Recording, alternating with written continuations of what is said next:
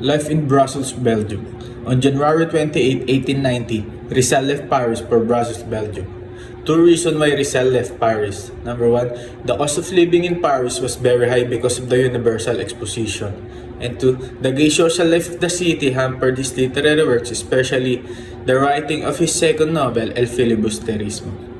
While in Brussels, he lived in Rue Philippine run by two Jacobin sisters, Susan and Marie. He was busy writing El Fili and articles for La Solidaridad despite his European education and his knowledge of foreign languages. Rizal loved his own native language. He was the first to advocate to the Filipinization of our letters C and O and use instead K and W. Rizal received news from Banluna and Valentin Ventura that there are some Filipinos who were destroying the reputation of Filipinos by gambling too much. Thus, he wrote a letter addressed to Del Pilar to remind the Filipinos in Madrid that they did not come to Europe to gamble, but to work for their fatherland's freedom. The gambling Filipinos were angry when they learned of Rizal moralizing. They called him Papa instead of Pepe. Rizal received bad news from home as follows. Pasiano and his brother-in-law were deported to Mindoro.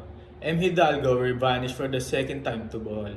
In this moment of despair, Rizal had bad dreams, and although he was not superstitious, he feared that he would not live long. But he wanted to finish his second novel, El Fili, before he went to his grave. While in Brussels, he wrote a poem entitled A Mimosa or To My Muse, a pathetic poem, lack of exquisiteness.